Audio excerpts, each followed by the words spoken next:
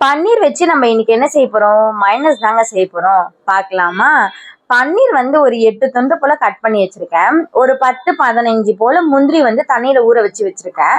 நீங்க இதுக்கு பதில் பாதாம் கூட ஊற வச்சு தோல் நீக்கிட்டு நீங்க சேர்க்கலாம். எனக்கு டைம் இல்லாததுனால நான் முந்திரியில பண்ணியிருக்கேன். அதுக்கப்புறமா ஒரு 1/2 ஸ்பூன் வந்து உப்பு சேர்த்திருக்கேன். அதுக்கப்புறமா 1/2 ஸ்பூன் வந்து பெப்பரு, பூண்டு வந்து தோல் உரிச்சிட்டு 2 சேர்த்திருக்கேன். நிறைய போட்டிங்கன்னா டேஸ்ட் வந்து மாறிடும். 1/2 ஸ்பூன் சர்க்கரை உங்களுக்கு ஃப்ளேவருக்கு ஏற்ற மாதிரி நீங்க போட்டுக்கலாம்.